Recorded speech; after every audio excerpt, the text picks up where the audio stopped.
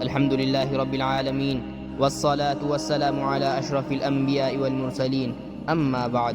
محترم سامعین، اللہ تبارک و تعالی نے انسان کی ہدایت کے لیے جہاں مختلف زمانوں میں انبیاء علیہ السلام کو مبعوث فرمایا، وہاں کچھ دنوں، راتوں اور مہینوں کو دوسرے دنوں اور مہینوں پر خاص فضیلت اور برتری عطا فرمائی۔ انہی بابرکت اور مقدس ایام میں سے ایک عظیم ترین زمانہ عشرہ ذی الحجہ کا ہے، یعنی ذی الحجہ کے مہینے کے پہلے 10 دن۔ یہ وہ دن ہیں جن کی عظمت، شان اور مرتبے کا اندازہ اس بات سے لگایا جا سکتا ہے کہ خود کائنات کے مالک اللہ رب العزت نے قرآن مجید میں ان دنوں کی قسم کھائی ہے۔ سورہ فجر میں اللہ تعالیٰ کا ارشاد ہے، والفجر ولیال عشر، قسم ہے فجر کی اور 10 راتوں کی۔ جمہور مفسرین، جن میں رئیس المفسرین حضرت عبداللہ ابن عباس رضی اللہ عنہما بھی شامل ہیں، ان کا یہ متفقہ فیصلہ ہے کہ ان 10 راتوں سے مراد ذی الحجہ کے پہلے 10 دن اور راتیں ہیں۔ ذرا غور کیجئے، اللہ تعالیٰ تو غنی ہے، اسے کسی کی قسم کھانے کی ضرورت نہیں، لیکن جب وہ اپنی کسی مخلوق یا زمانے کی قسم کھاتا ہے تو اس کا مقصد بندوں کو اس زمانے کی غیر معمولی اہمیت اور عظمت کی طرف متوجہ کرنا ہوتا ہے۔ یہ 10 دن اللہ کے یہاں اتنے محبوب اور محترم ہیں کہ ان میں کی جانے والی عبادات سال کے باقی تمام دنوں کی عبادات سے افضل قرار دی گئی ہیں۔ ہمارا مقصد یہی ہے کہ ہم ان قیمتی لمحات کی قدر پہچانیں اور غفلت کی نیند سے بیدار ہوں۔ نبی کریم صلی اللہ علیہ وسلم نے ان ایام کی فضیلت کو واضح کرتے ہوئے ایک نہایت جامع اور ایمان افروز حدیث ارشاد فرمائی۔ حضرت عبداللہ ابن عباس رضی اللہ عنہما سے روایت ہے کہ رسول اللہ صلی اللہ علیہ وسلم نے ارشاد فرمایا، اللہ تعالیٰ کے نزدیک ان 10 دنوں میں کیے گئے اعمال صالحہ سے زیادہ محبوب اور پسندیدہ کسی اور دن کے اعمال نہیں ہیں۔ صحابہ کرام رضی اللہ عنہم جو ہر وقت جہاد اور اللہ کی راہ میں جان قربان کرنے کے حریص تھے، انہوں نے فوراً سوال کیا، یا رسول اللہ، کیا اللہ کی راہ میں جہاد کرنا بھی ان دنوں کے اعمال سے افضل نہیں؟ آپ صلی اللہ علیہ وسلم نے ارشاد فرمایا، ہاں، جہاد فی سبیل اللہ بھی نہیں، سوائے اس شخص کے جو اپنے جان اور مال کے ساتھ اللہ کی راہ میں نکلے اور پھر ان میں سے کچھ بھی واپس لے کر نہ آئے، یعنی وہ شہید ہی ہو جائے۔ سبحان اللہ، اس حدیث پاک پر غور کیجئے۔ جہاد فی سبیل اللہ جو اسلام کی چوٹی کا عمل ہے، جہاں انسان اپنی سب سے قیمتی متاع یعنی جان کا نذرانہ پیش کرتا ہے، وہ عمل بھی عام دنوں میں ذی الحجہ کے ان 10 دنوں کے عمل کا مقابلہ نہیں کر سکتے۔ ان دنوں میں آپ کا ایک بار سبحان اللہ کہنا، ایک بار سجدہ کرنا، 1 روپیہ صدقہ کرنا یا کسی دکھی انسان کی مدد کرنا عام دنوں کے بڑے بڑے اعمال پر بھاری ہیں۔ حافظ ابن حجر عسقلانی رحمہ اللہ فرماتے ہیں کہ ذی الحجہ کے اس عشرے کو تمام دنوں پر جو فضیلت حاصل ہے، اس کی بنیادی وجہ یہ ہے کہ اس زمانے میں اس موقع پر اسلام کے تمام بنیادی ارکان اور امہات العبادات ایک ساتھ جمع ہو جاتے ہیں۔ ان دنوں میں نماز بھی ہے، زکوٰۃ بھی ہے، روزہ بھی ہے، صدقات بھی ہے، اور اسلام کا سب سے بڑا رکن یعنی حج بھی اسی مہینے میں ادا کیا جاتا ہے، جبکہ قربانی کی عظیم الشان سنت بھی انہی دنوں کا حصہ ہے۔ یہ تمام عبادات سال کے کسی اور مہینے یا عشرے میں ایک ساتھ جمع نہیں ہو سکتی، حتیٰ کہ رمضان المبارک میں بھی حج اور قربانی کا اجتماع نہیں ہوتا۔ بس ایک مومن کے لیے یہ دن ایک بہت بڑی نعمت اور رحمت بن کر آتے ہیں۔ یہ دن سالانہ سیل کی مانند ہے، جہاں رحمت الہی عام ہوتی ہے اور نیکیاں کمانا آسان ہو جاتا ہے۔ عقل مند مسافر وہی ہے جو بہتی گنگا میں ہاتھ دھو لے اور ان دنوں کو غفلت، بازاروں کی رونقوں اور سوشل میڈیا کی فضول مصروفیات میں برباد کرنے کے بجائے اللہ کی رضا کے کاموں میں گزارے۔ محترم دوستو، ذی الحجہ کے ان 10 دنوں میں جہاں ہر لمحہ قیمتی ہے، وہیں ان دنوں کا عروج اور سب سے خاص دن 9 ذی الحجہ ہے، جسے یوم عرفہ کہا جاتا ہے۔ یہ وہ عظیم الشان دن ہے جس دن اللہ تبارک و تعالی دین اسلام کی نعمت کو مکمل فرماتے ہیں۔ یہودی نبی علیہ السلام کے پاس آئے اور کہنے لگے، اے محمد، آپ کی کتاب میں ایک ایسی آیت ہے کہ اگر وہ ہم یہودیوں پر نازل ہوتی تو ہم اس دن کو عید بنا لیتے۔ آپ صلی اللہ علیہ وسلم نے پوچھا، وہ کون سی آیت ہے؟ انہوں نے سورہ مائدہ کی یہ آیت تلاوت کی، الیوم اکملت لکم دینکم واتممت علیکم نعمتی ورضیت لکم الاسلام دینا، یعنی آج میں نے تمہارے لیے تمہارا دین مکمل کر دیا اور تم پر اپنی نعمت تمام کر دی اور تمہارے لیے اسلام کو بطور دین پسند کر لیا۔ حضرت عمر فاروق رضی اللہ عنہ نے یہ سن کر فرمایا، خدا کی قسم مجھے وہ جگہ اور دن دونوں یاد ہیں جب یہ آیت نازل ہوئی۔ یہ جمعہ کا دن تھا اور نبی صلی اللہ علیہ وسلم عرفات کے میدان میں خطبہ دے رہے تھے، یعنی یہ دن امت مسلمہ کے لیے پہلے ہی سے عید کا دن ہے۔ ہم میں سے جو لوگ مکہ اور عرفات کے میدان میں موجود نہیں ہیں، اللہ نے ان کے لیے بھی رحمت کا دروازہ بند نہیں کیا۔ نبی کریم صلی اللہ علیہ وسلم جب عرفہ کے دن کے روزے کے بارے میں پوچھا گیا تو آپ صلی اللہ علیہ وسلم نے ایک ایسی خوشخبری سنائی جو ہمارے دلوں کو امید سے بھر دیتی ہے۔ آپ صلی اللہ علیہ وسلم نے فرمایا، میں اللہ سے پختہ امید رکھتا ہوں کہ عرفے کے دن کا روزہ 1 سال پہلے اور 1 سال بعد کے گناہوں کا کفارہ بن جاتا ہے۔ سبحان اللہ، صرف ایک دن کا روزہ، صرف چند گھنٹوں کی بھوک پیاس، اور اس کے بدلے میں اللہ تعالی ہمارے پچھلے 1 سال کے گناہ بھی معاف فرما دیتا ہے اور آنے والے سال کے گناہوں سے بھی حفاظت یا معافی کا پروانہ عطا کر دیتا ہے۔ کیا کوئی ہے جو اس مہنگی سیل سے فائدہ نہ اٹھائے؟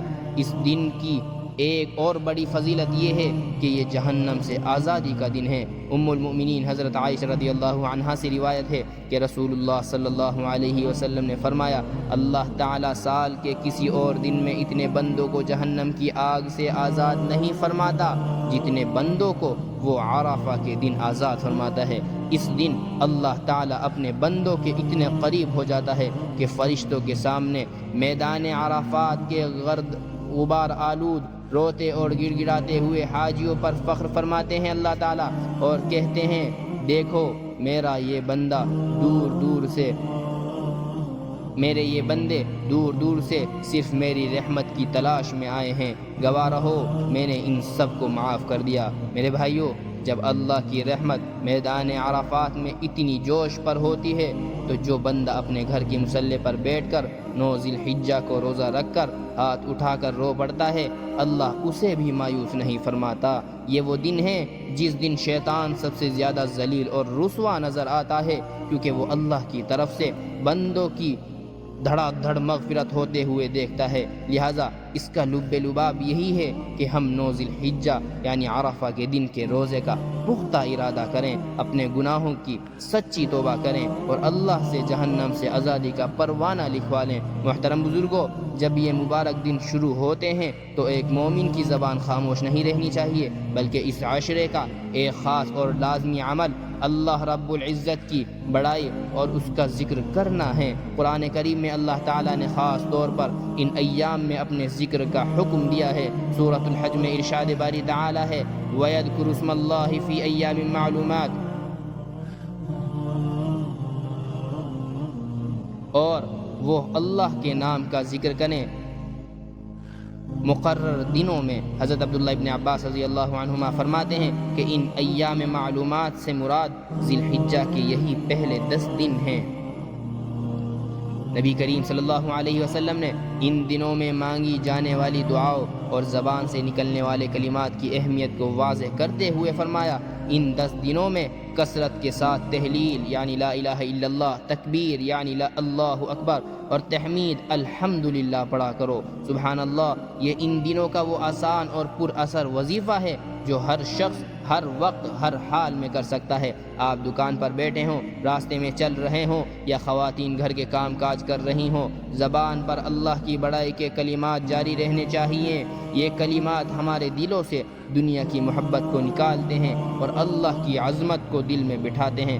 جب اس سنت کی طرف متوجہ کیا جاتا ہے تو اسلاف اور صحابہ کا عمل سامنے رکھتے ہوئے کیا جاتا ہے۔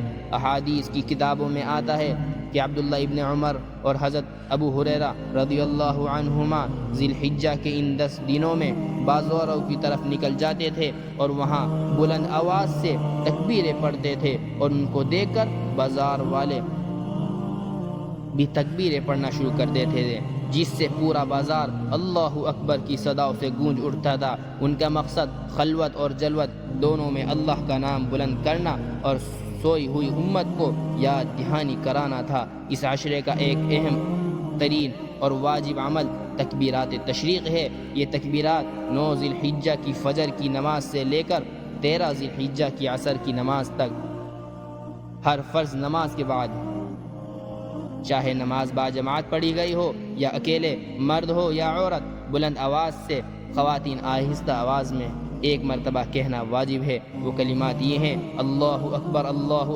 لا الہ الا اللہ، واللہ اکبر، اللہ اکبر وللہ الحمد۔ میرے بھائیو، ان کلمات کو صرف زبان سے دہرانا نہیں ہے، بلکہ ان کے مفہوم کو دل میں اتارنا ہے۔ جب ہم کہتے ہیں اللہ سب سے بڑا ہے، تو اس کا مطلب یہ ہے کہ ہماری خواہشات، ہمارا مال، ہماری دکان، ہماری مصروفیات اللہ کے حکم سے بڑی نہیں ہیں۔ ان مبارک دنوں میں اپنے گھروں کو، اپنی زبانوں کو، اپنے ماحول کو اللہ کے ذکر سے معطر رکھیں۔ جو زبان ان دنوں میں اللہ کی حمد و ثنا کرتی ہے، اللہ تعالی قبولیت کے دن اس زبان کو اپنی نعمتوں سے مالا مال فرمائے گا۔